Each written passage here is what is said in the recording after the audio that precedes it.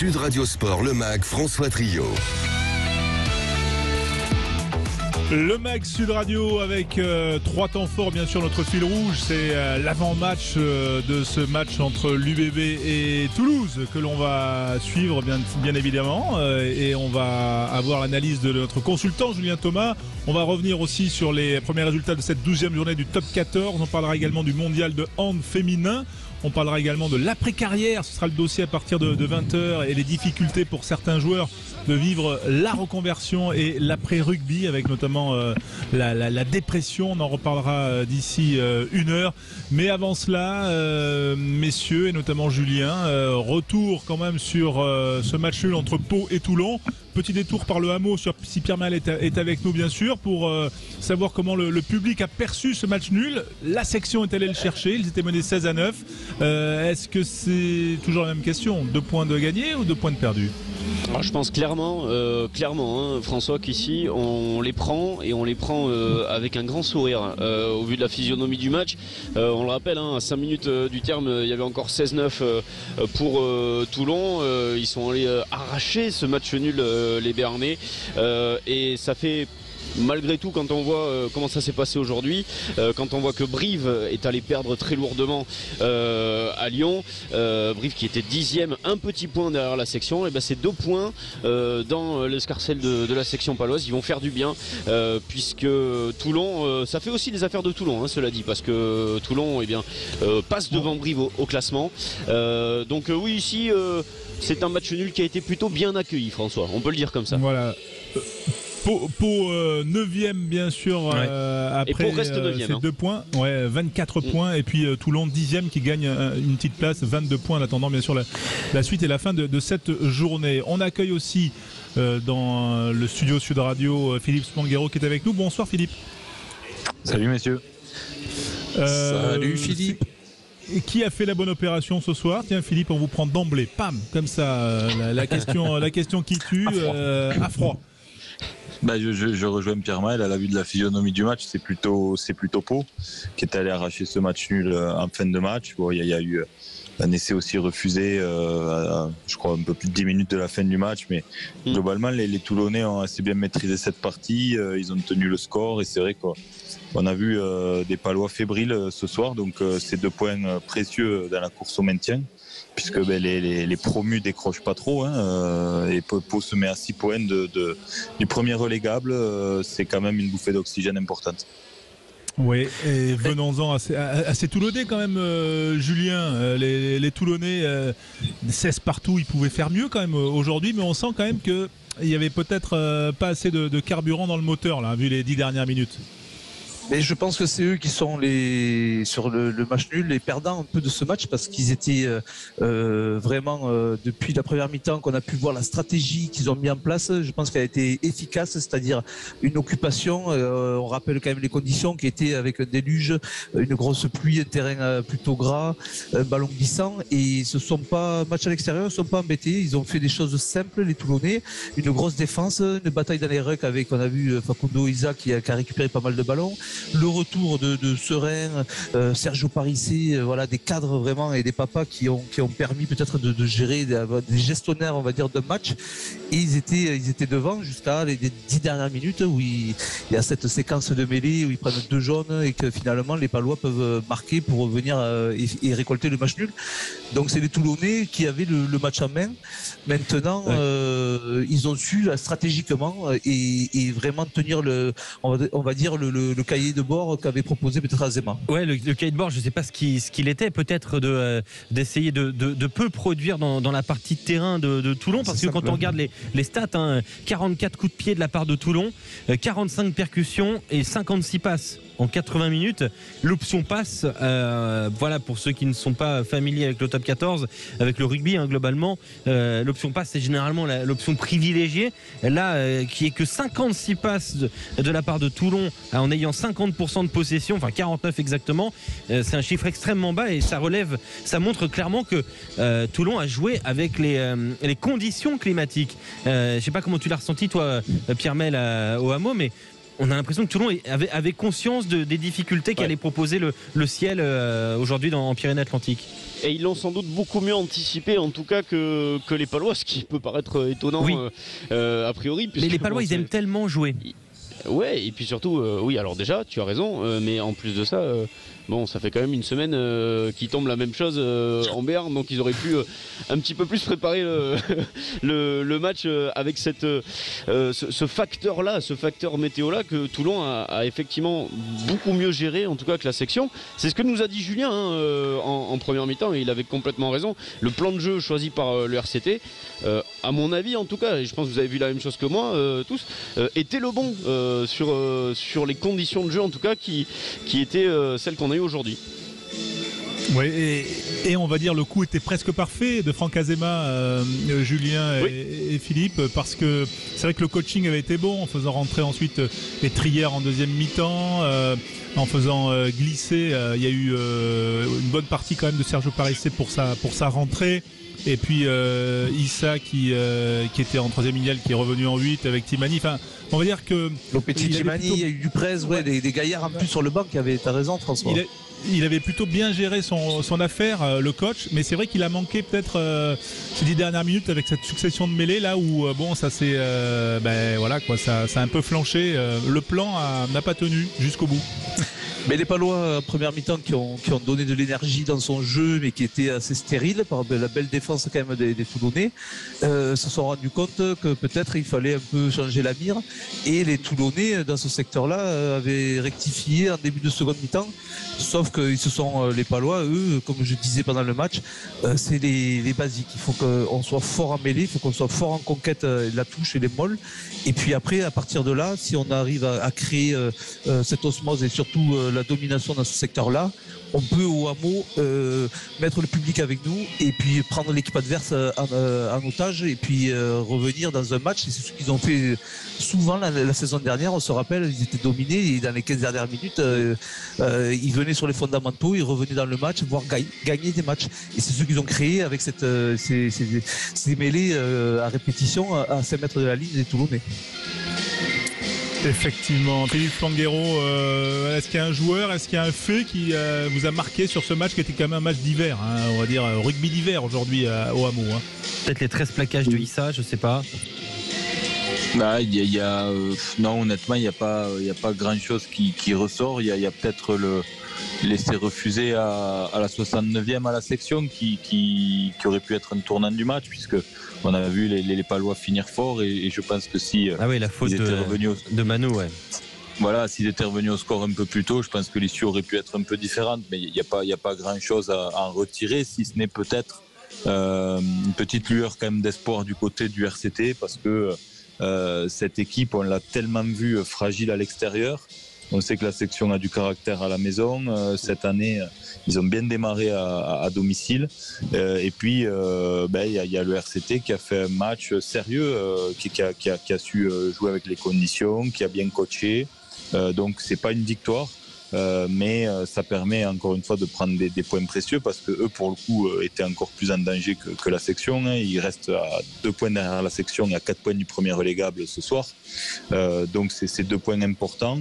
Et puis c'est une dynamique un peu retrouvée du côté du RCT pour travailler avec peut-être un peu plus de sérénité dans les semaines qui arrivent. Et si je peux me permettre, François, juste un mot concernant le jeu, encore un mot concernant le jeu de la section. Il y avait une particularité depuis le début de la saison. Julien, Philippe me contrediront pas, je pense pas. C'est que on faisait preuve de beaucoup plus de pragmatisme côté palois. On essaye de jouer les coups à chaque fois, mais simplement, sobrement, juste que ça soit efficace. Et on a eu la sensation un peu pendant une bonne demi-heure de jeu ici au hameau que ces palois retombaient un peu dans ces travers de vouloir absolument jouer les coups, et de manière complètement stérile. Mais ce match-là, la saison passée ou les saisons passées, il l'aurait sans doute perdu. T'as raison. Voilà. Et là, ils font un score comme contre une équipe de Toulon qui, effectivement, Philippe le dit très bien, reprend quand même du poil de la bête et l'a montré aujourd'hui à Pau. Ouais, et ce retour avait été annoncé, faut-il le rappeler quand même, par Julien Thomas, hein, qui louait à peu près vers la 65e la qualité de finish des Palois, et qu'il fallait pas les enterrer, parce que quand même, moi, s'il y a une chose que je retiens, c'est ce ballon porté toulonnais qui va laisser à peu près aux alentours de la 53e ou essai de Nakarawa. Impressionnant d'ailleurs ce groupe. Oui, mais qui est 20 mètres d'avancée.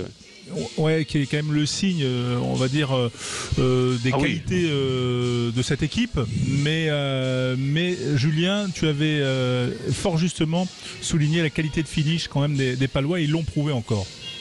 Encore une fois, mais surtout, comme je dis, en se resserrant sur des fondamentaux, des phases statiques. Mais c'est vrai que les Toulonnais, à ce moment-là, que tu dis, François, avaient ce molle porté et surtout avaient pris l'ascendant carrément, alors qu'ils étaient dominés en première mi-temps par le paquet palois, avaient repris un peu du poil de la bête et par cet essai sur molle, commençaient à contrarier même les avants palois. Donc je me suis dit, ils peuvent flancher, les Palois, essayer un peu voilà, la tête sous l'eau. Et dans les 10 dernières minutes, finalement, ce caractère qu'on avait vu la saison passée, et ça nous a montré sur les dernières mêlées qui sont encore des phases statiques, qu'ils étaient présents, qu'ils pouvaient répondre collectivement.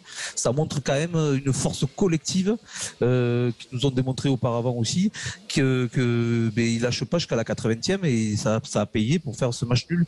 Donc pour moi, ça a payé, mais c'est des Toulonnais qui partent, je pense, avec pas la victoire, alors qu'il peut-être c'est eux qui sont pas gagnants dans le coup, je pense. Voilà, c'était en tout cas une meilleure soirée pour les Toulonnais que pour les Marseillais. Quentin Cabanis, quand même, j'adore en foot. Hein. Que c'est dur. C'est gratuit. C'est terrible. Oui. À l'Olympique de Marseille. Il allait castrer pour se consoler. Oui, c'est vrai. Non, mais l'Olympique de Marseille qui s'est finalement incliné face à Brest à domicile au Vélodrome.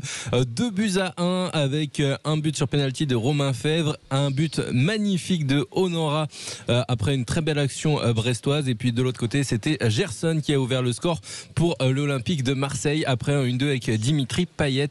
Voilà donc l'OM qui s'incline 2-1 face à Brest et ça fait l'affaire du Paris Saint-Germain qui est désormais champion à la mi-saison. Voilà, c'est fait avec cette défaite de l'Olympique de Marseille. Oui, champion d'automne. Champion d'automne, merci. Voilà, champion d'automne pour le Paris Saint-Germain grâce à cette défaite de l'Olympique de Marseille. Merci. Le PSG qui va jouer ce soir contre Lens.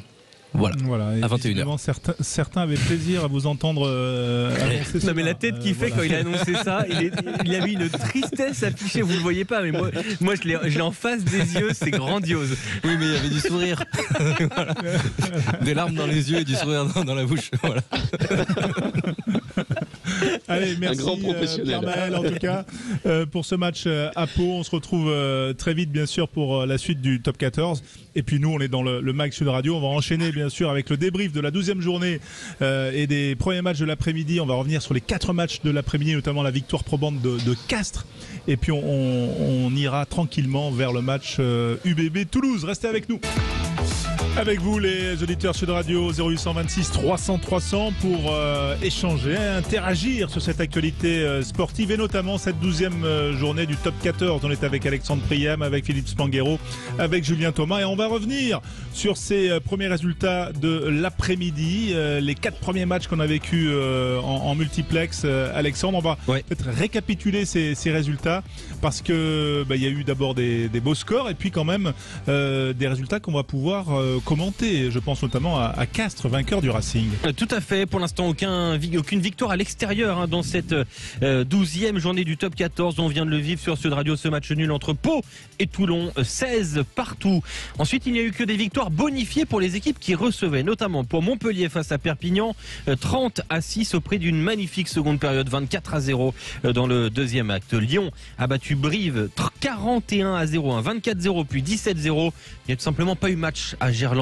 Très très grosse partie de Charlie Nataï et notamment de Saginadze aussi, le deuxième ou troisième ligne géorgien. 5 essais à 0. Ouais, 5 essais à 0 effectivement. Et puis Clermont face au Biarritz Olympique, 39-11.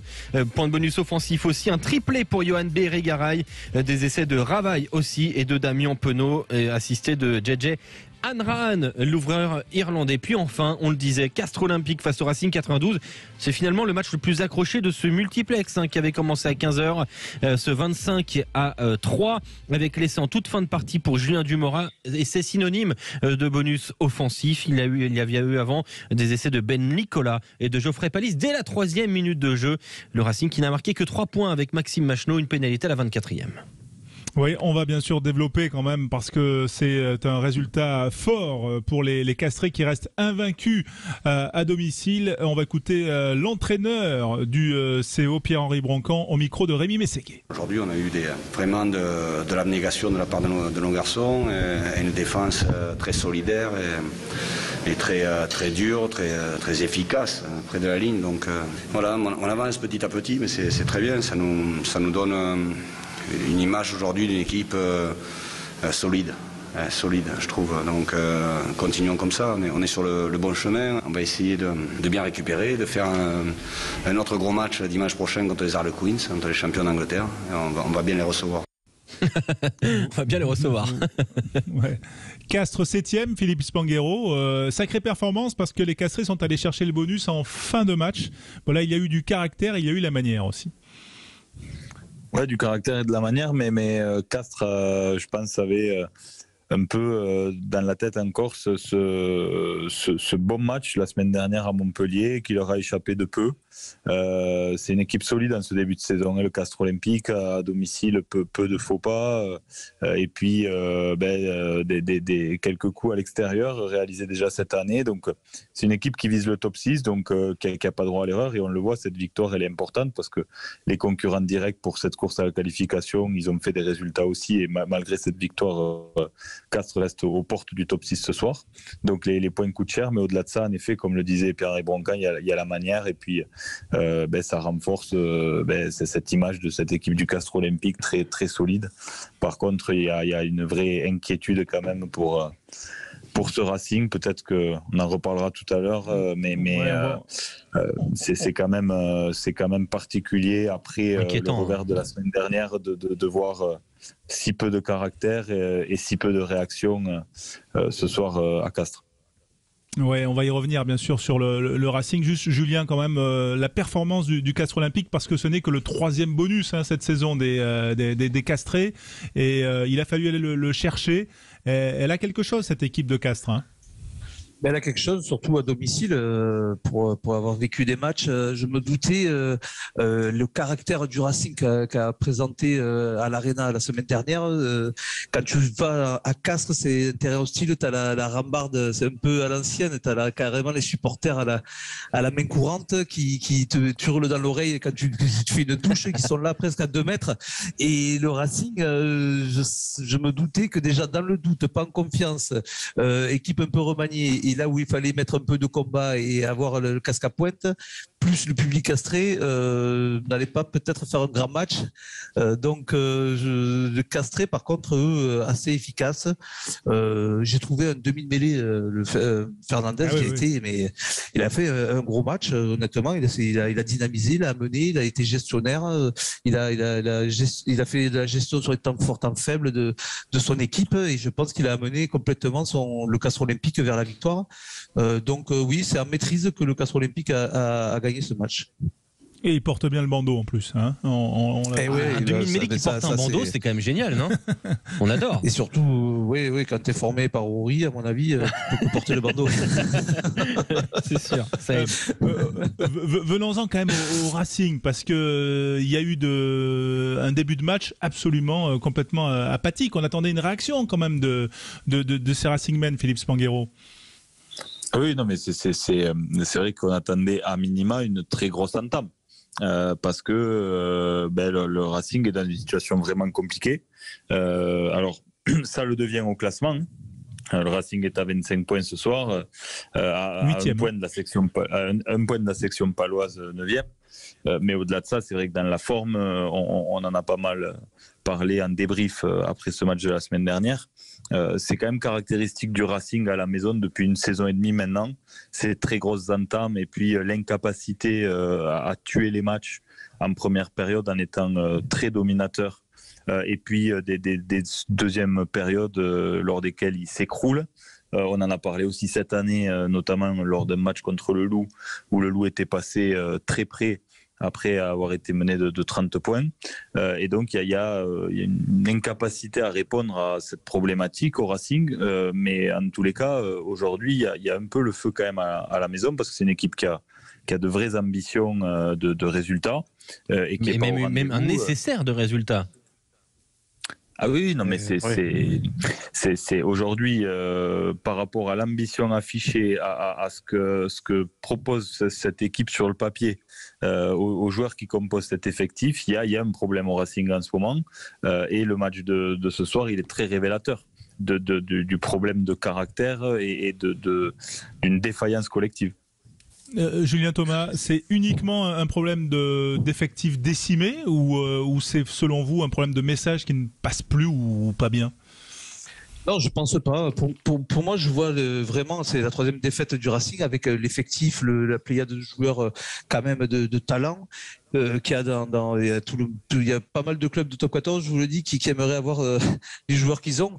Mais c'est quand j'ai vu ce match contre Bordeaux la semaine dernière, faire une première mi-temps comme celle-là, être aussi nonchalant alors que tu peux tuer le match en première mi-temps, et derrière avec la révolte des Bordelais, et laisser courir et baisser les bras rapidement, et non pas avoir peut-être une révolte collective, enfin perdre avec les armes à la main, et ça m'a surpris du côté quand même du Racing, de pas avoir cet état d'esprit collectif. Alors je sais que Chavancy est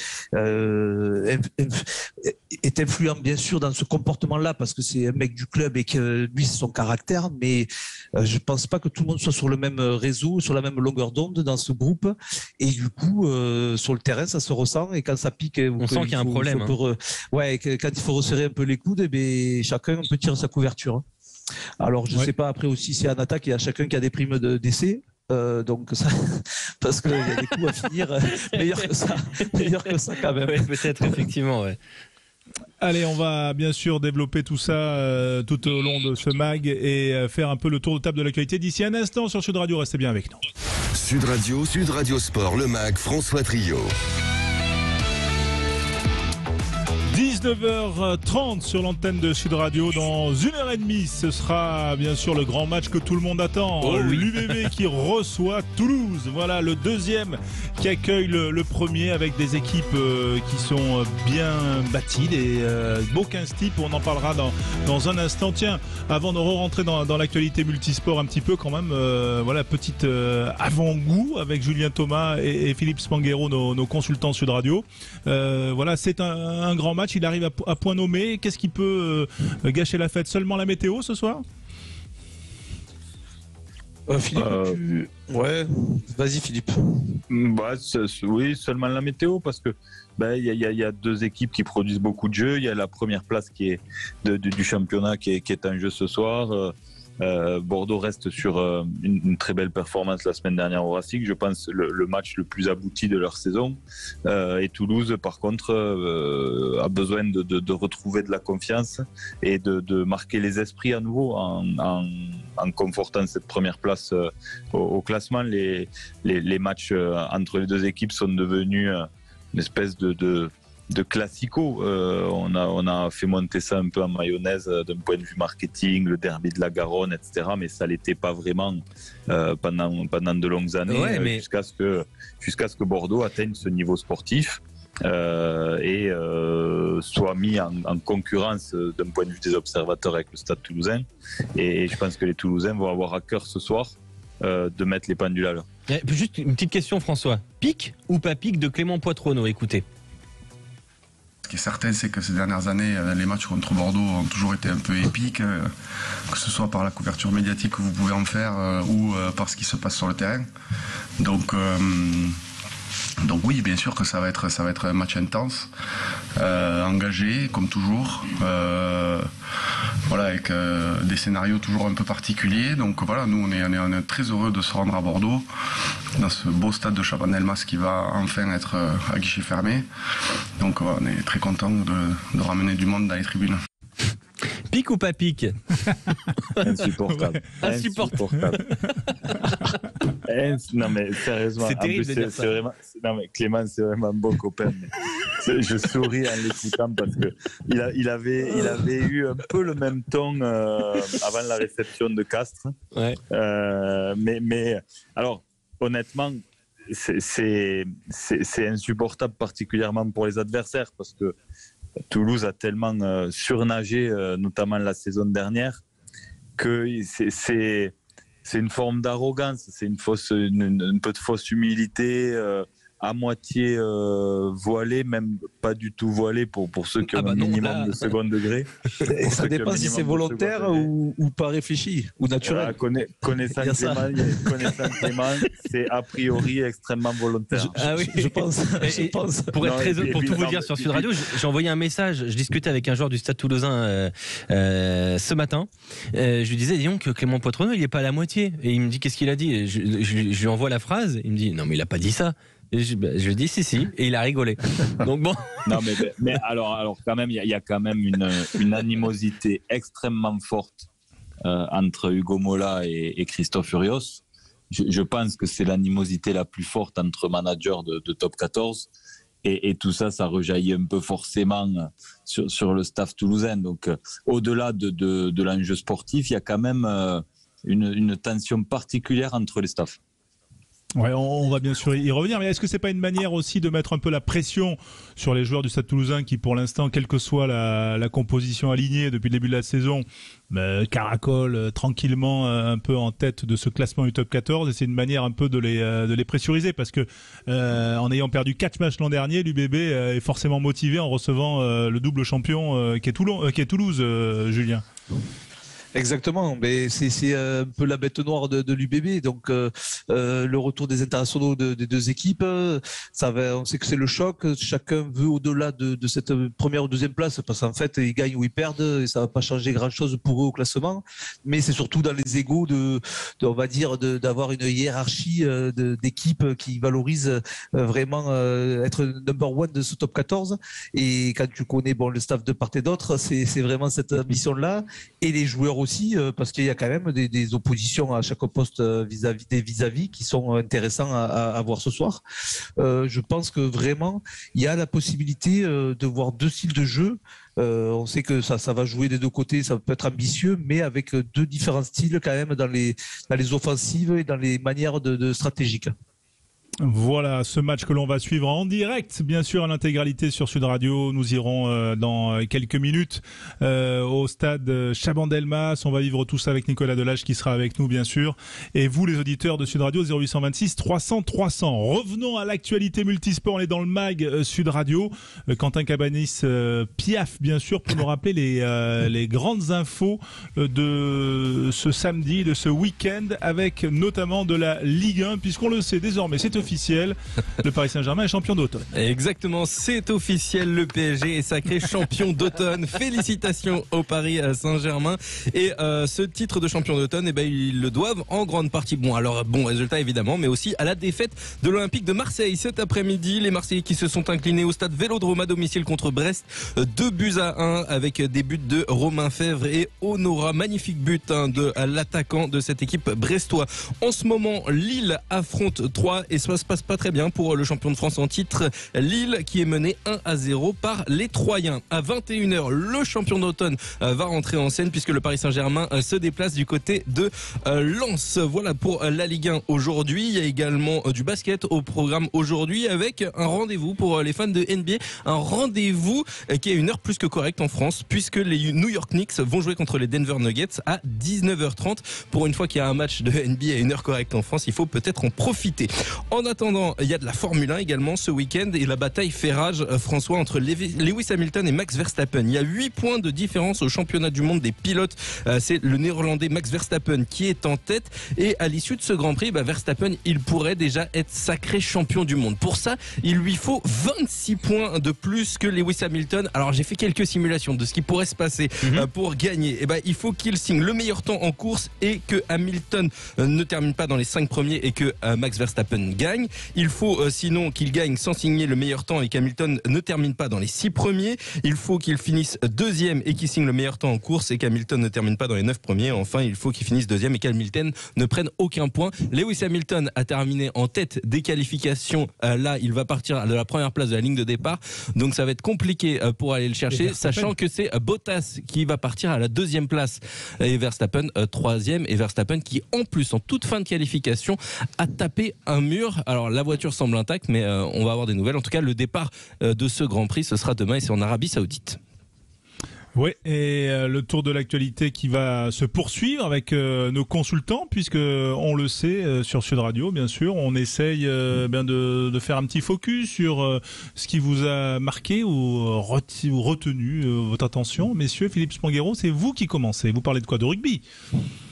Écoutez, une fois n'est pas coutume, je parle de rugby pour revenir sur un sujet qu'on a abordé hier soir assez longuement et la position de l'EPCR qui est l'organe qui régit les Coupes d'Europe de rugby, puisqu'on rentre en période européenne avec quelques petits soucis, puisque une partie des équipes était bloquée en Afrique du Sud à cause de l'épisode Covid et du variant sud-africain. Et donc, il y a des discussions qui ont tenté d'amorcer les clubs pour reporter les échéances européennes. Et le PCR a une position très ferme de non-recevoir parce qu'il y a beaucoup de pression du côté de l'organe qui gère cette compétition avec quelques incertitudes si ils ouvraient la boîte de Pandore avec des reports. Donc, il y a une période un peu particulière là qui s'amorce. C'est un jeu de poker menteur entre l'organisateur et les équipes qui n'ont pas préparé les premières échéances dans les meilleures conditions. Oui, on sait que ça avait été compliqué la saison dernière avec des équipes qui avaient été un petit peu, on va dire, vaincues ou éliminées sur tapis vert. On pense à Toulon notamment où ça avait été un peu théâtral, chaotique. On a reparlé d'ailleurs aussi justement, et ça fait un peu le lien de l'amateurisme que renvoie cette institution, notamment avec les épisodes des règles de la saison dernière qui étaient des règles différentes de ce qu'avait imposé la Ligue pour les clubs français. Donc ça a créé notamment un imbroglio du côté de Toulon. Mais c'est vrai qu'on sent que c'est une institution qui est un peu en difficulté, qui a du mal à imposer vraiment cette Coupe d'Europe, notamment au niveau français, d'un point de vue financier et même d'un point de vue d'impact en image. Elle représente beaucoup moins de choses et d'intérêt que le championnat de France.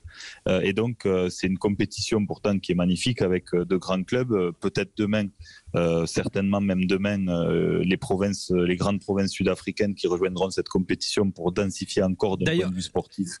D'ailleurs, juste, tu parles des provinces, les Sharks ont battu les Bulls aujourd'hui en URC, je précise bien. Oui, avec notre ami Luka Njoam, homme du match. Et l'interview en intégralité à retrouver sur la page YouTube de Sud Radio, d'ailleurs. Voilà. Donc, tu vois, je fais un lien magnifique. Je t'ai passé un bon c'est l'art de la transition. Hein. C'est l'art de la transition. L'art de la transition. Donc, voilà, pour terminer sur le coup de projecteur du soir, ça concerne en effet le PCR et on va voir comment ils vont gérer la situation dans les semaines qui arrivent parce qu'on les a vus en difficulté la saison dernière et ils ont besoin de renforcer leur légitimité parce qu'ils portent une compétition qui est belle, qui a de quoi exister et prendre beaucoup de place, mais qui a quand même du mal à trouver sa place, particulièrement du côté français. Le tour de table de l'actualité de nos consultants Sud Radio. Pour vous, Julien Thomas, vous voulez parler de Formule 1. Exactement. Mais là, il y a Alex Priam et Philippe qui se sont fait une passe au large et ça a fonctionné. Moi, c'était Quentin Cabanis qui m'a mangé un peu l'information, la chronique. Je suis désolé. Non. Et du coup, oui, j'étais sur la Formule 1 avec ce Grand Prix. C'est le premier Grand Prix de l'histoire en Arabie Saoudite. Et j'ai été impressionné par ces couloirs. Vraiment, il n'y a pas d'espace. Si on sort de la piste, il n'y a pas vraiment de gravier, il n'y a pas de sable, il n'y a rien. Tu tapes le mur directement. Et c'est vrai qu'en essai libre, il y a eu Charles Leclerc qui est sorti, il a pulvérisé la Ferrari, mais de suite, tu vas à la faute. Et pourtant, en plus, les pilotes, dans les interviews, annonçaient que c'était vraiment un circuit très rapide qui était assez intéressant. J'ai l'impression que c'est à Monaco, tu vois, avec les barrières, mais par contre, tu peux doubler là. Mais avec des murs, avec des murs quand même. Et puis, il y en a à 323 là. C'est impressionnant. La roue, il y a 2 mm contre les murs à la sortie du virage. C'est la maîtrise qu'ils ont. Et c'est en bord de mer. il disait avec forcément le vent et le sable, donc qui peut amener du danger supplémentaire. Et donc tu disais qu'on pouvait se prendre le mur. D'ailleurs, ça arrivait tout à l'heure à Max Verstappen en fin de. Mais lui, ça va, c'est les roues qu'on tapait. De qualif, effectivement. D'ailleurs, sur les qualifs aujourd'hui, de la 20e à la première place, Mazepin, Schumacher, Stroll, Vettel, Latifi, Sainz, Russell, Alonso, Raikkonen, Ricciardo, Giovinazzi, Ocon 9e, Tsunoda 8e, Norris 7e, Gasly 6e encore une fois, Sergio Perez 5e, Charles Leclerc, le monégasque 4e, Verstappen, en ayant tapé ce mur-là, il n'a pas pu améliorer son temps, il termine 3e, et à la première et deuxième place, on a 2 Mercedes, la pole position pour Lewis Hamilton, tu vois Julien. C'est ça, exactement. Donc, je peux vous annoncer le programme du dimanche. Vous mettez sur le départ, vous faites la petite sieste et vous vous réveillez pour le final, comme le Tour de France. Voilà. Donc, ça va être simple pour un dimanche. Et on en parlera demain soir, évidemment, sur Sud Radio. Voilà les bonnes recettes de Julien Thomas, notre consultant Sud Radio. Moi, mon tour de table de l'actualité, il est tennistique parce qu'on n'en a pas parlé, mais la Russie s'est qualifiée pour la finale de la Coupe Davis en battant l'Allemagne cet après-midi assez facilement. Les Russes retrouveront les Croates. Voilà. Et puis, on a beaucoup critiqué cette nouvelle formule de la Coupe Davis. Et moi, je dis, si c'était finalement la bonne formule, parce que c'est vrai que le format est raccourci, le format est concentré sur quasiment un même lieu, notamment pour les demi-finales et la finale. Là, c'est à Madrid. Et du coup, je trouve que ça, voilà, on a beaucoup critiqué parce que c'était, ça allait un petit peu contre la tradition. Mais peut-être que cette modernisation de la formule est pas mal. Hier, on a vu quand même une immense surprise. La Croatie qui a battu la Serbie, la Croatie avec un joueur 279e mondial qui a battu Gojo, là, qui a battu je sais plus comment il s'appelle, Dajovic ou je sais plus comment, Lajovic, 33e mondial. Et finalement, cette formule, elle peut peut-être aussi revigorer la Coupe Davis et en faire une vraie Coupe du Monde. C'est un peu l'ambition des porteurs, des promoteurs de ce projet, dont le footballeur Gérard Piquet. Et voilà, on l'avait beaucoup critiqué il y a 2 ans quand elle était sortie. Et voilà, la finale sera à vivre demain. Et pourquoi pas ? Pourquoi pas ? Parce que cette nouvelle formule a peut-être de l'intérêt. Voilà pour ce tour de table de l'actualité. Je vais juste, rajouter une petite chose, c'est que je vois qu'Alexandre Priam a le carton bleu moins facile quand le boss écorche les noms quand même. Mais là, c'est pas son émission, il a pas le droit. Déjà, c'est pas moi qui ai les cartons dans les mains, c'est François Trio. C'est François qui a les cartons dans la poche. Moi, je les ai pas. Et il est beaucoup moins arrogant quand François est là, c'est vrai. C'est important de le souligner, je trouve. C'est moi le Mario, c'est vrai. Alexandre peut tout se permettre quand je suis pas là. Merci François, merci beaucoup. Allez, mais enfin pas tout non plus. Allez, dans un instant, on va parler du mondial de hand. Les handballeuses ont bien débuté ce mondial. On va parler avec 2 invités qui sont avec nous. Restez bien sur Sud Radio. On parle de rugby, bien sûr, de tous les sports. Le MAG sur Sud Radio avant le grand match entre l'Union Bordeaux-Bègles et le Stade Toulousain. Ce sera en direct en intégralité sur notre antenne, bien évidemment. Mais avant de parler de rugby, parlons de handball. Le mondial féminin a commencé, c'était en Espagne. Et il a bien débuté pour nos Bleus championnes olympiques. Pour en parler, 2 invités qui sont avec nous. Nicolas Paquier, entraîneur de Rochechouart-Saint-Junien, qui est avec nous. Les Panthères de Feu, voilà, équipe de 2e division féminine. Bonsoir Nicolas. Bonsoir. Merci d'être avec nous en direct. Et puis notre confrère Frédéric Lahari, patron des sports de la rédaction de Sud-Ouest. Bonsoir Frédéric. Bonsoir. Voilà, les Bleus ont bien débuté face à l'Angola 30-20, Nicolas, hier. Voilà, est-ce que les Françaises vont réussir ce doublé qui est quand même très dur à faire, c'est-à-dire de réussir les Jeux Olympiques et quelques mois plus tard le Mondial? Je pense que l'équipe de France est une très très belle équipe. Après, il y a beaucoup de très très belles équipes également et sur les matchs de coup près, j'ai envie de dire, c'est souvent sur des scores très très serrés, sur des petits détails. Donc elles ont toutes leurs chances parce que c'est une équipe qui est complète, c'est une équipe qui a de la réserve. Donc en termes de stabilité, elles peuvent amener des choses. Maintenant, elles ont bien commencé. Maintenant, il faudra voir sur les matchs face aux adversaires favoris. Vous êtes entraîneur, je le disais, manager de l'équipe de Rochechouart-Saint-Junien, c'est en Haute-Vienne, hein, on est d'accord, 87. Tout à fait. La deuxième division féminine, bien sûr, vous êtes du coup vous en break, puisqu'il n'y a pas de doublon dans le hand comme dans le rugby. Voilà, vous avez écrit un livre qui s'appelle le handball playbook avec 130 tactiques et combinaisons offensives. Est-ce que les Françaises ont été bonnes offensivement hier? Est-ce qu'elles ont, je sais pas, fait des combinaisons, réalisé des combinaisons qu'il y a dans votre livre, Nicolas? Alors, j'ai reconnu certaines choses, notamment chez l'adversaire, chez l'Angola. Alors forcément, dans le livre, c'est un recueil de tactiques, hein, donc il y a forcément, on voit des choses assez régulièrement sur les matchs derrière. Mais ce qui était assez intéressant de constater, c'est la qualité de la défense française. Pour résumer, j'ai vu des actions de l'Angola, par exemple, qui sont faites pour attaquer des défenses alignées. Mais ce qui est intéressant, c'est que l'équipe de France est une défense un peu trompeuse. C'est que du moment où l'attaque se met en place pour attaquer une défense alignée, elles ont tendance à s'étager. On l'a vu à plusieurs reprises avec des joueuses qui sortent, comme Nzemiko par exemple, et qui mettent beaucoup de profondeur. Et du coup, l'attaque se retrouve assez vite annihilée et ça leur pose beaucoup de problèmes. Donc c'est pour moi une fausse défense alignée qui se transforme très vite en défense étagée et automatiquement les actions à construire ne sont pas les mêmes derrière. Voilà, vous notez quand même le silence de nos consultants Sud Radio. Qui préfèrent parler plus de rush défense que de, voilà, notamment pour le rugby. La Slovénie demain 18h. On pourra d'ailleurs le voir en clair chez nos amis de TMC. Nicolas Paquier, est-ce que ça va monter un petit peu en niveau là pour les Bleus? Oui, carrément, parce que la Slovénie a gagné de 10 buts contre le Monténégro, qui n'est pas une petite nation de handball. Donc, il faut s'attendre à une belle opposition, à mon avis. Maintenant, je pense que la France déjà surfe sur la dynamique des Jeux Olympiques qui ne sont pas très très loin, a fait une entame pleine de confiance et avec un jeu assez huilé, assez construit hier. Donc, j'ai bon espoir qu'elle poursuive sur une belle lancée. Voilà, c'est un mondial à 32 équipes. Est-ce que 32 équipes ont le niveau, en tout cas, est-ce qu'il y a un niveau homogène dans le handball féminin?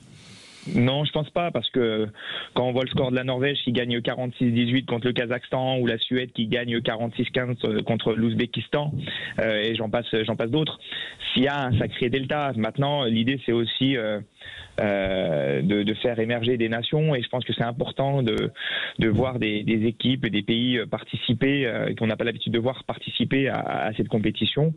Donc ça fait partie du jeu. Voilà, ça reste des matchs à gagner, et après il y aura des matchs bien plus serrés derrière. Voilà, Nicolas Paquier, le handball playbook chez Amphora.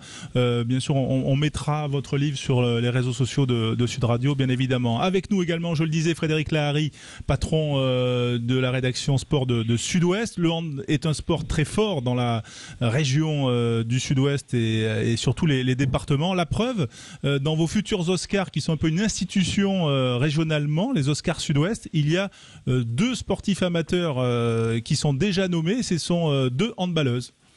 Oui, tout à fait. Audrey de Rouen. On vous entend pas bien. Est-ce que vous m'entendez? Mais disons que le réseau est assez aléatoire, mais on vous entend. Est-ce que vous m'entendez mieux? On vous entend. On vous dira si ça va pas. Et on coupera même. On sera dur. Je suis désolé, je suis dans mon bureau.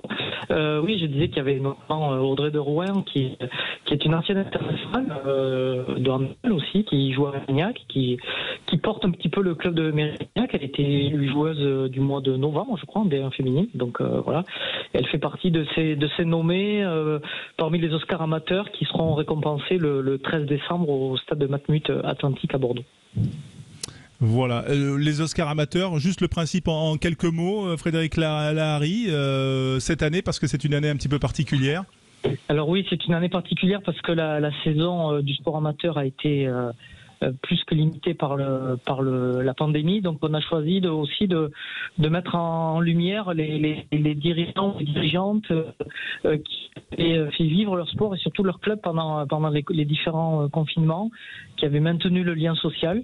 Donc on en a choisi un ou une par édition de Sud-Ouest. Il y a 8 éditions. Voilà, donc il suffit d'aller sur le site Bisport, de la page Sud-Ouest de Bisport, et vous pouvez voter pour et Et celui ou celle qui aura recueilli le plus de suffrages recevra l'Oscar Coup de cœur le 13 décembre.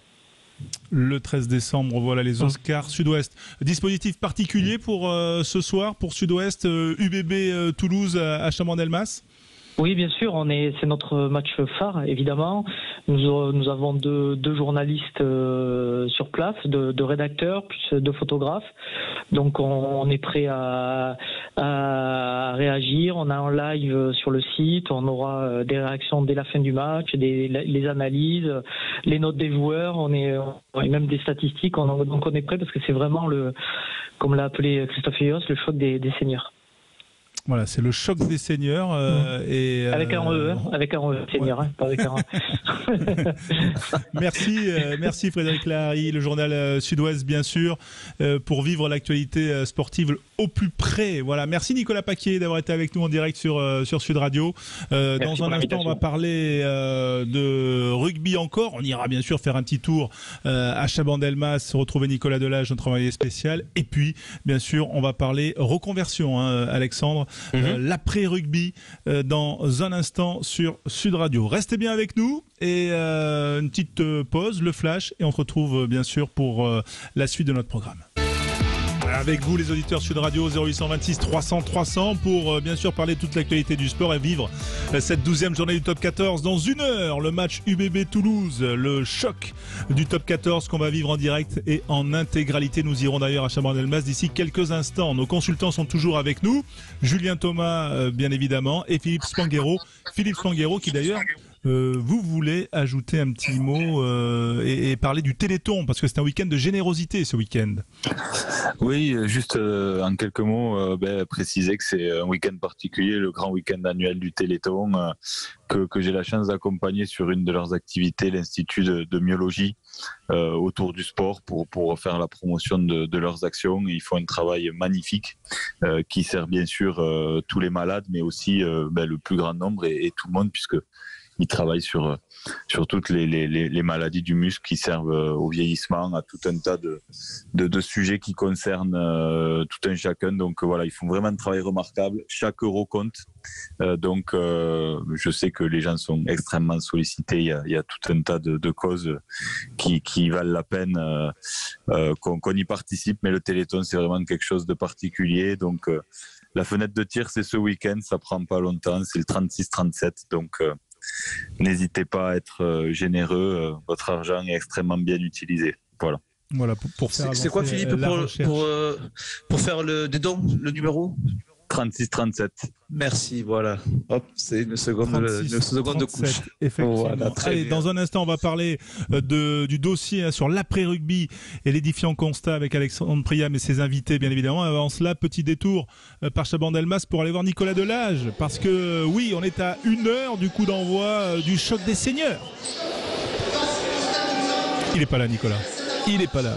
Eh ben voilà, il se concentre. Il est allé chercher le jambon beurre. Ouais, il est à la buvette. Il est retenu. Alexandre Priam, oui. L'après-rugby, parce que c'est vrai que les héros vivent aussi ce genre d'émotions comme ce soir là, à Chabannes-Delmas, des grands matchs, des grands frissons, on va dire. Et puis il y a l'après, et ce n'est pas toujours facile. Effectivement, c'est même souvent très difficile pour les joueurs de rugby qui ont connu une carrière, qu'elle soit courte ou longue. Pour en parler ce soir, on est avec Charlène Bourlon. Bonjour Charlène. Bonjour. Journaliste, expatriée durant un temps du côté d'Auckland, implantée en Nouvelle-Zélande, correspondante pour Radio France, France Télévisions, si je ne me trompe pas, Charlène, que vous avez aussi collaboré pour l'équipe pendant la Coupe du Monde 2019 au Japon. Voilà, vous êtes la réalisatrice de ce documentaire, La Dernière Passe, qui est passionnant à trouver sur YouTube, tout simplement, sur la chaîne YouTube du compte, j'ai perdu le compte... Le Petit Journal d'Auckland. Le Petit Journal d'Auckland, pardon, c'est ça, tout à fait. Et c'est passionnant puisqu'on revient sur cette après-carrière avec des stars du rugby néo-zélandais et français notamment, même si c'est un peu les deux. Tony Marsh, qu'on écoutera dans un instant, Sir John Kirwan aussi. Voilà, des difficultés qui sont diverses et qu'il faut préparer, qui sont difficiles aussi à prévoir. Et puis on est aussi avec Cameron Pearce. Bonsoir Cameron. Bonsoir à tous. Entraîneur de Libourne. ancien joueur professionnel canadien passé par Clermont, par Pau. Vous avez mis un terme à votre carrière de façon prématurée après un choc au cerveau, hein, après une blessure à la tête et un arrêt de carrière qui a été très très brutal. Pourquoi on fait ce dossier ce soir, François, sur Sud Radio? C'est parce que j'en ai discuté cette semaine avec Julien Thomas en réaction justement. On avait regardé tous les deux le reportage, le documentaire de Charline Bourlon et Julien me répond si tu savais comment c'est difficile, je pourrais en écrire un livre tellement ça a été difficile. Et c'est vrai que moi j'ai toujours l'habitude du Julien Thomas très très heureux, toujours très positif, et quand tu te rends compte que même pour lui ça a été vraiment très compliqué, et bien c'est là que tu mets un peu en perspective la douleur que ça doit être d'arrêter une carrière de rugbyman professionnel, François. Oui, je suis convaincu. Tu me parles comme si... Non, bien sûr. Comme si j'avais besoin de te convaincre. Pour rebondir, Alexandre, par rapport à parce que tu me nommais. Déjà, bonsoir à vous deux et Cameron que j'ai connu parce que j'ai joué avec lui à Pau, à la section. Donc, salut Cameron, je suis content de te revoir aussi. Et j'espère que ça va physiquement. Et surtout, non, c'est l'arrêt, l'arrêt d'une carrière. Tu passes de tout à rien parce que tu es préparé pendant des années à jouer sur le haut niveau, à avoir un planning de semaine, à être exigeant, à être vraiment dans l'adrénaline, dans la constance cérébrale où en fait psychiquement tu crées de l'hormone, etc. Et que d'un coup, plus on va dire l'effet médiatique quand tu joues au haut niveau. Mais là tu disais par rapport au rugby, mais en fait c'est le sport de haut niveau général, c'est pas forcément le rugby. Bien sûr. Et en parlant avec toi, Alex, parce qu'on en a discuté dans la semaine, qui est temps, c'est surtout les blessures rapides de certains joueurs et qui ne sont plus professionnels du jour au lendemain. Donc l'arrêt total honnêtement de la carrière. Et surtout les jeunes qui commencent à mettre un pied, font 2-3 matchs et qui en fait sont mirotés ou pas et qui pensent être lâchent les études et que en fait derrière il n'y a pas de reconversion. Là aussi il y a vraiment un échec et pas de suivi. Donc c'est difficile à tout niveau, je pense, même si tu as été international. D'ailleurs on écoute Tony Marsh dans ce reportage la dernière passe. Il revient sur la fin de carrière et la solitude qui l'envahit du jour au lendemain. Alors est-ce que je vais le soutenir quand j'étais rugbyman? Honnêtement, je ne pense pas. J'ai commencé à réfléchir à l'après-rugby seulement 6 mois, 8 mois avant que j'ai arrêté. Donc, ce n'est pas beaucoup de temps pour préparer l'après-rugby. Le jour après mon dernier match, je me suis trouvé seul.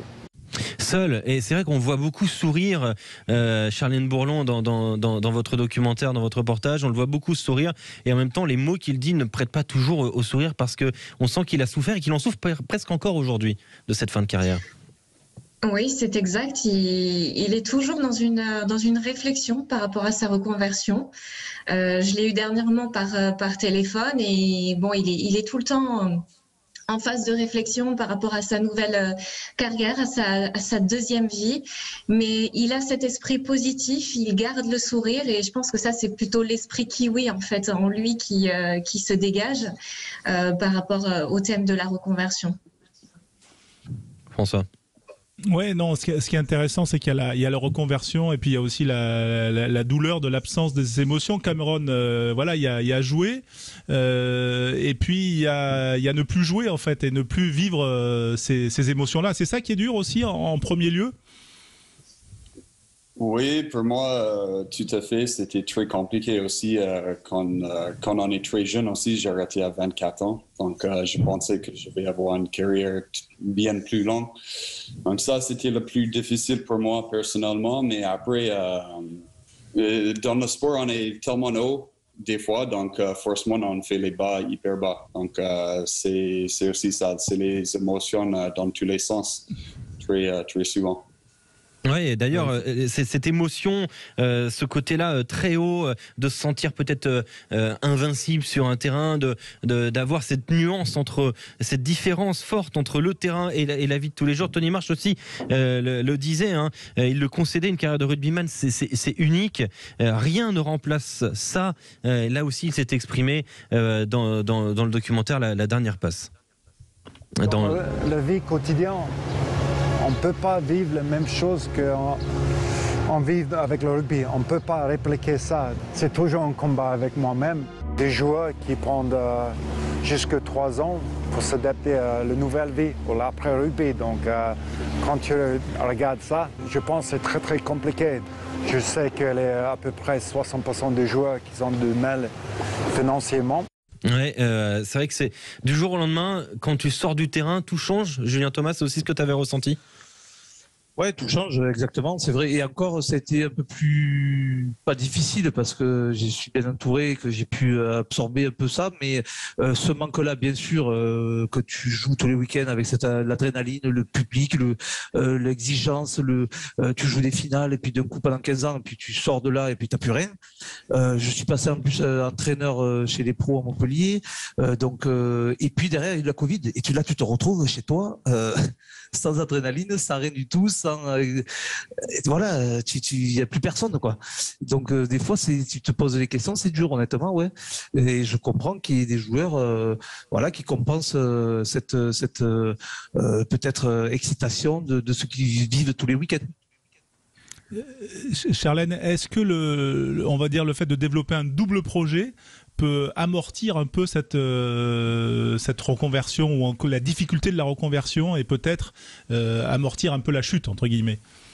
Oui, tout à fait, ça peut vraiment amortir la chute et vraiment être dans cette démarche de prévention par rapport à voilà, qu'est-ce qu'on a envie de faire, est-ce que j'ai envie d'être juste joueur de rugby ou qu'est-ce que je suis en tant qu'individu, et c'est vraiment cette démarche qu'ils ont en Nouvelle-Zélande, notamment dans les académies de rugby, dans le système scolaire, l'éducation, où en fait ils s'adressent tout de suite à des adolescents de 15, 16, 17 ans, comme le disait Ben Meyer, là, le rugby développement manager de l'Académie de rugby d'Auckland.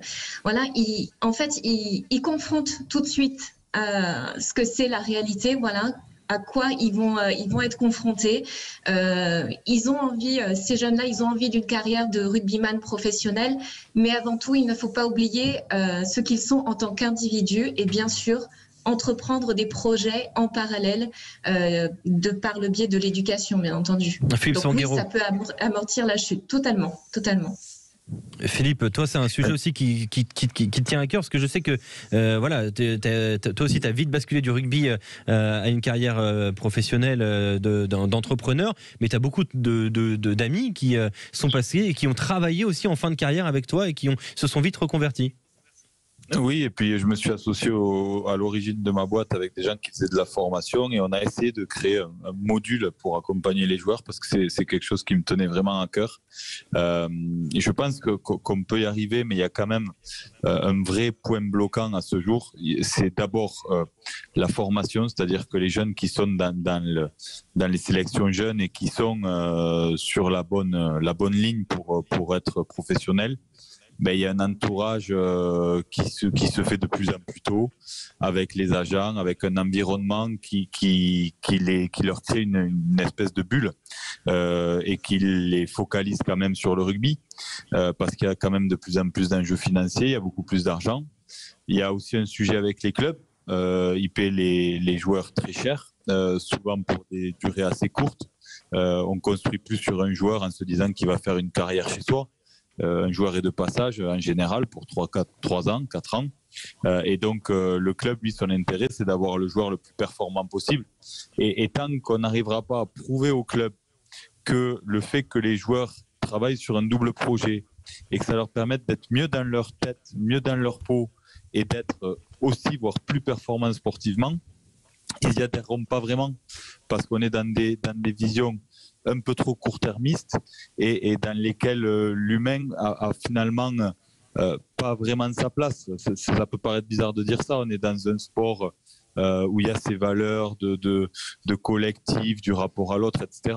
Mais on est dans des visions extrêmement court-termistes avec des réalités économiques qui sont compliquées. Ouais, et alors on le sent dans le documentaire, Charlène, que c'est un sujet quand même que la fédération a pris vachement à cœur et c'est normal en Nouvelle-Zélande. C'est ce que vous disiez à l'instant avec ce Proval néo-zélandais. Et d'ailleurs, cette phrase, moi j'ai trouvé terrible de John Kirwan qui dit j'ai été en dépression sur la fin de ma carrière et j'ai même voulu mourir après ma carrière. carrière. Ces mots-là sont glaçants et on sent qu'en Nouvelle-Zélande, ce danger-là de l'après-carrière, il a quand même été plus pris peut-être en main en Nouvelle-Zélande qu'en France. On posera la question avec Cameron Pearce d'ailleurs. Oui, je pense que plutôt dans les pays anglophones, on a le vouloir de parler un peu plus de le côté mental dans le sport. Je crois que c'est toujours un peu un tabou en France et je trouve dommage parce que là, par exemple, moi, quand j'ai dû arrêter ma carrière à l'âge de 24, 25 ans, j'étais perdu. Ça fait 5 ans et je suis juste maintenant à retrouver mes pieds. Donc, ça fait 5 ans, c'est pas trop normal. Je galère toujours avec le GMF, je galère avec la section paloise. Ça peut être très compliqué. Donc, je pense qu'il y a les choses à améliorer, oui. Est-ce que Charlène, en Nouvelle-Zélande, ça a été peut-être plus suivi, plus novateur sur ces questions-là ? Oui, tout à fait. Par rapport, je rejoins vraiment son point de vue, ne serait-ce que par rapport à la santé mentale, pardon, c'est pas du tout un tabou.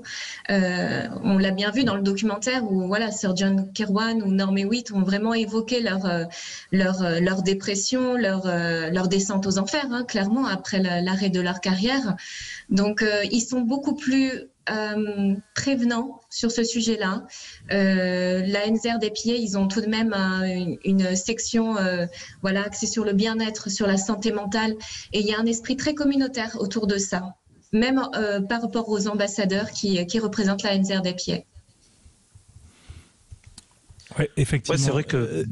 vas-y, Julien Vallée.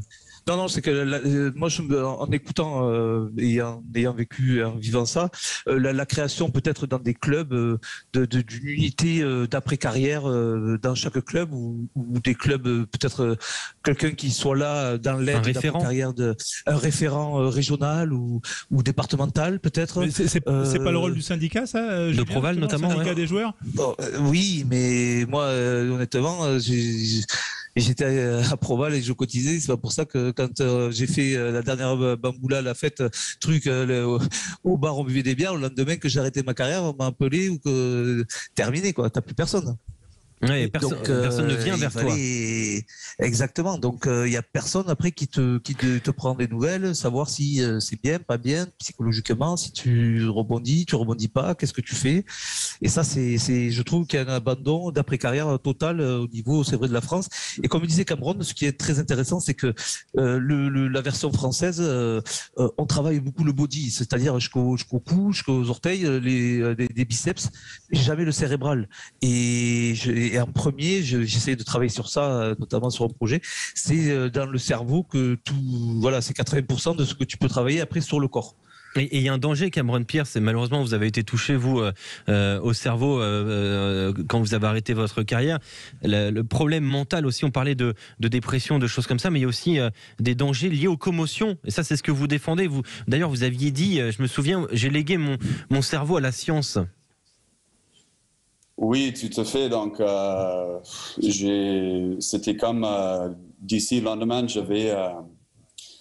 j'ai pris 20 ans dans le cerveau. J'avais une mémoire d'une poisson rouge, j'avais les migraines, j'avais les déséquilibres, plein de choses. Donc, franchement, c'était difficile de comprendre qu'est-ce qui s'est passé. Et comme le club n'était pas trop bien éduqué sur cette blessure, j'étais vraiment perdu. Donc, oui, je sais pas. C'est une blessure compliquée et chaque cas est différent. Donc, il n'y a pas une solution magique. Il faut traiter chaque cas comme un cas individuel et il faut faire le nécessaire pour le joueur parce que ça peut finir vraiment, vraiment mal. Ouais, Tony Marsh d'ailleurs, il avoue être toujours, il se sent toujours en reconversion et pourtant ça fait plus de 10 ans qu'il a arrêté sa carrière, écoutez-le. J'ai vécu 12 ans en tant que rugbyman professionnel et je pense que même aujourd'hui, 10 ans après j'ai arrêté de jouer, je pense que je suis toujours en reconversion.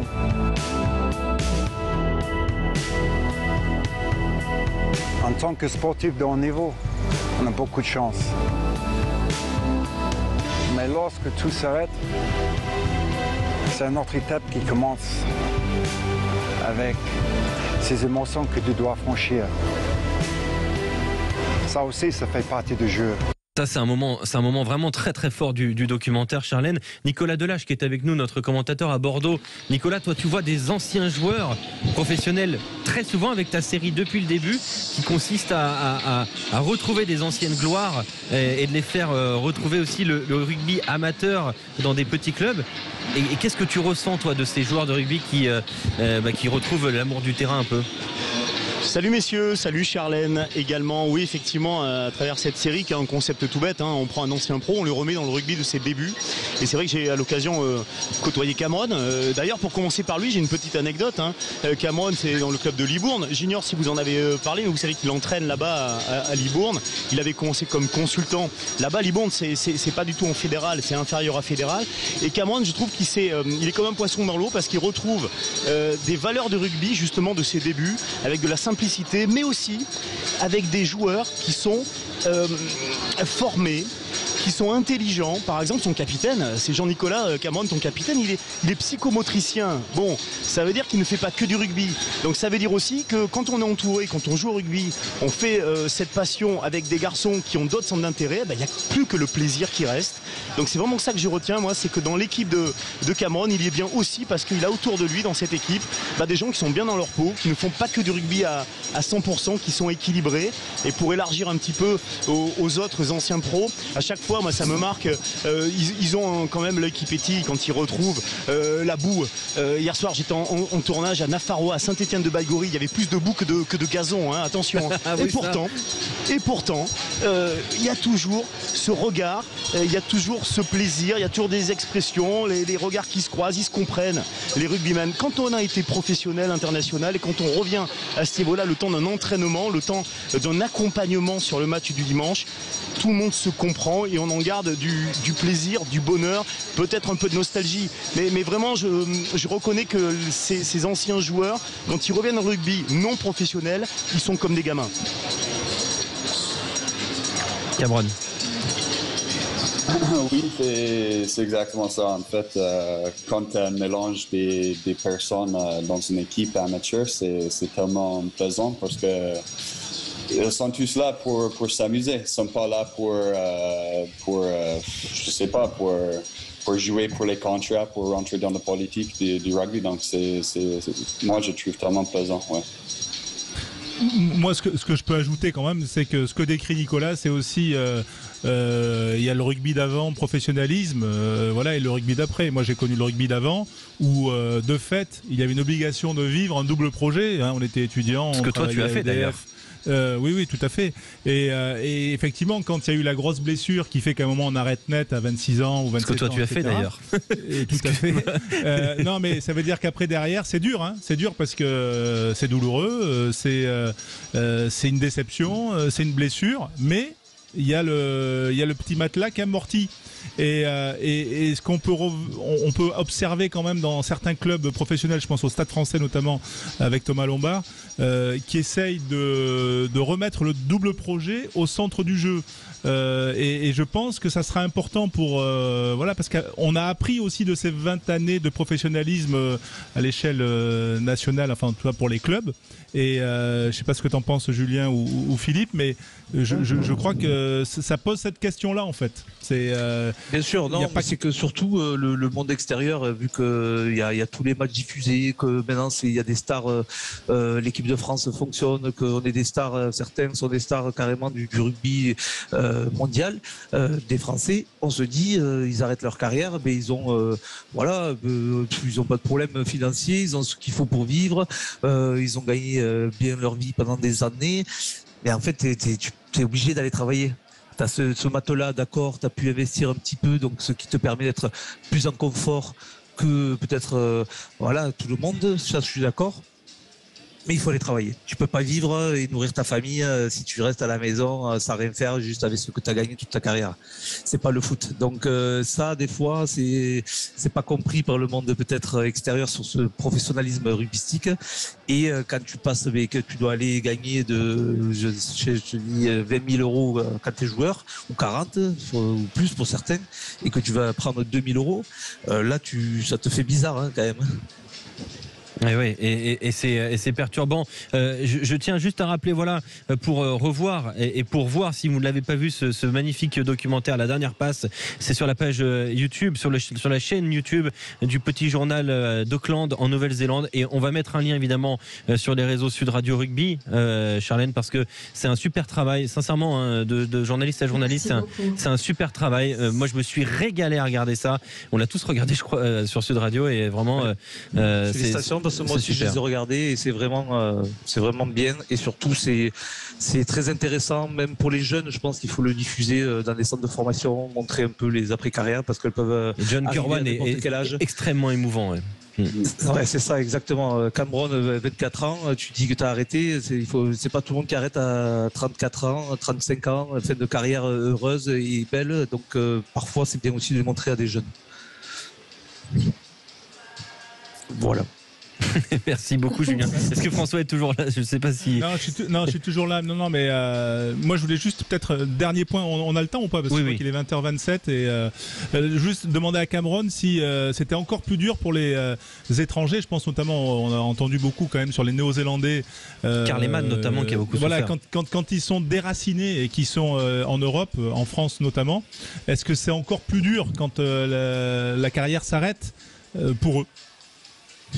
Je pense que, ouais, après, je ne vais pas dire oui 100%, mais c'est sûr que quand on est loin de notre famille, ça c'est très compliqué. Donc oui, bien sûr, on a les amis dans les équipes, on rencontre du monde pendant notre carrière en France, mais là, la famille, il reste la famille quand même. Et s'il faut rester quelques années en France après sa carrière pour faire son conversion, ça peut être très compliqué. Ouais, notamment aussi s'il y a les blessures aussi qui vont avec. C'est encore plus compliqué, mais je pense que dans tous les cas, c'est compliqué pour tout le monde si on n'est pas préparé. C'est-à-dire si on n'a pas fait le bac plus 4 ou ce que vous voulez faire après le rugby, dans tous les sens, ça va être une surprise, ça va être un choc. Voilà la surprise en tout cas. Merci d'avoir été avec nous sur Sud Radio, Charlène Bourlon et Cameron Pearce pour ces témoignages sur l'après-rugby, les difficultés justement bien de vivre l'après-carrière. On va aller tout de suite dans quelques instants même du côté de Chabandelmas retrouver Nicolas pour rentrer dans ce grand match Union Bordeaux-Bègles. Toulouse, Cameron, tiens, un petit prono. Un petit pronostic, Cameron, sur Union Bordeaux-Bègles Toulouse. Bon, allez UBB, je pense que franchement, ils sont chauds en ce moment, donc je pense que UBB par 7. Voilà, et Charlène? Allez, moi je pars pour le Stade Toulousain. Ok, super. Voilà, merci. Ça c'est réglé. Et Julien, il a la pause pour réfléchir. Allez, à tout de suite sur Sud Radio. Allez, on est à 35 minutes du coup d'envoi de ce match entre l'UBB et Toulouse au stade Chabandelmas en direct, en intégralité bien sûr. Alexandre Priam qui est aux manettes, voilà, parce qu'on va filer dans l'avant-match bien sûr. Non sans parler aussi d'abord du pronostic de Julien Thomas et ensuite de l'e-trophée Andros. Et on va rejoindre dans un instant Max Mamers, mais d'abord une information, Nicolas Delage, sur la composition des deux équipes. Il s'est passé quelque chose. Ouais, une info feuille de match. On s'attendait à voir Maxime Lamotte souffrant d'une gastro remplacé au talon côté UBB. Pas du tout. Il est bien là. La surprise, elle vient de la feuille de Toulouse, puisque sur le banc, Antoine Miquel est remplacé. Il devait porter le numéro 20, troisième ligne remplaçant. Il est remplacé par le jeune Paul Arnaud Ossé. Deuxième feuille de match d'affilée. Les deux seuls de sa carrière à 15 en tout cas.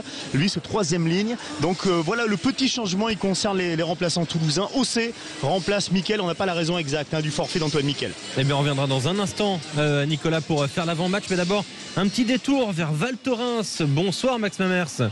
Bonsoir. Toujours très heureux de vivre ce e-trophée Andros avec Sud Radio, évidemment, et cette épreuve magnifique. C'est le début ce week-end. Ça a commencé aujourd'hui. Comment ça s'est passé aujourd'hui du côté de Val Thorens, justement? La neige est au rendez-vous, en tout cas. Alors, notre principal problème, c'est toujours d'avoir du froid et de la neige. Alors là, on a été comblé. Ah oui, j'ai vu ça. S'il y a quelques skieurs potentiels qui nous écoutent, ils peuvent venir. Il est tombé 80 cm de neige depuis hier soir. Donc la station est bien enneigée, tout va bien et on a réussi une première journée finalement sportivement intéressante et à la fois tout est pour le mieux. Ouais, et je vois Jean-Baptiste Dubourg qui est déjà performant, ça promet. Je crois qu'il a déjà un titre et c'est lui qui a le titre en poche de la saison dernière, si je me trompe pas. Alors il a le titre en poche et comme nous sommes ici depuis jeudi, il n'arrivait pas à fonctionner. Il n'était pas du tout dans les premiers essais dans les bons. Il a sorti un truc derrière les fagots. Derrière les fagots. Et puis finalement, dernière course, dernière manche, il a réussi un super temps, une super perfo. Et donc il est premier avec sa Renault Zoé devant Nathanaël Berton, qui fait le championnat du monde des voitures de tourisme, et Olivier Panis, qui était un des derniers pilotes à avoir remporté un Grand Prix de F1. Donc c'est de bon niveau, tout va bien. Ouais, on est lead pro, Dubourg, Berton, Panis, Prost, Yann Erlaché, Olivier Pernaut, Aurélien Panis, c'est quand même un magnifique plateau. Un dernier mot, Max Mamers, quand même, la saison dernière, ça va être un peu particulier avec la contrainte Covid. Aujourd'hui, elle revient un petit peu, cette contrainte Covid, mais quelles sont les capacités et les conditions d'accueil du public? Parce que ça se vit en public, j'imagine, ce genre d'événement. Absolument, mais nous avons absolument les mêmes conditions qu'un match de rugby ou de football. Toute personne qui doit rentrer dans le paddock et dans l'environnement doit avoir le pass sanitaire, point barre. Ça veut dire aujourd'hui que finalement, il n'y a que les non-vaccinés qu'on n'accepte pas. Et j'ai Julien Thomas, qui est avec nous, notre consultant, qui avait une question pour vous, Max Mamers. Julien. Oui, bonsoir. Bonsoir. C'est savoir un peu l'ambiance entre pilotes, parce qu'une équipe, vous parliez du rugby, c'est plutôt la cohésion, les après-matchs quand il y a des victoires, mais pilotes aussi sont amis, ils peuvent faire sur le plateau que vous organisez au vin chaud, parce que vous me disiez qu'il neigeait abondamment.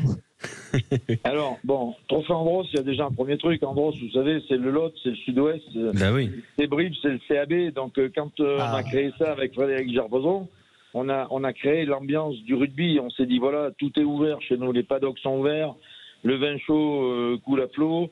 On a tendance à dire chez nous que c'est plutôt saucisson, vin rouge que champagne. Voilà. Ah bah c'est parfait ça. Très bien. Ceci étant, on n'a rien contre. Oui, tout à fait. Et d'ailleurs, Brive... Il y a beaucoup d'ambiance. On a vraiment ramené ce truc-là. Et puis la montagne, vous savez, rapproche tout le monde. Finalement, plus il y a de panique en montagne, enfin, vous direz, il y a une solidarité, les voitures, les gens. Ce matin, de l'hôtel, il y a des gens qui ne pouvaient pas sortir de l'hôtel parce qu'il y avait 60 cm de neige sur leur voiture. Vous avez les uns qui aident les autres. Et là, c'est pas mal. C'est vraiment très, très proche de ce qu'on vit dans le rugby. Ouais, et d'ailleurs, vous parliez de Brive. On sait que voilà, il y a une relation forte avec le CAB. Ça s'est pas très bien passé aujourd'hui pour Brive, qui a pris 41-0, je crois, à Lyon. Oui, c'est ça, 41-0 à Lyon. Brive. Pas obligé de répéter le score.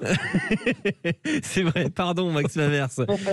Pardon, effectivement. Bon, et voilà, ça a bien très bien commencé ce Trophée Andros qu'on suit évidemment sur Sud Radio tous les week-ends. Et voilà, c'est un événement très important de l'hiver sportif en France et de la course automobile, parce qu'on parle quand même de voitures qui vont très vite, avec un aspect extrêmement compétitif. Merci beaucoup, Max.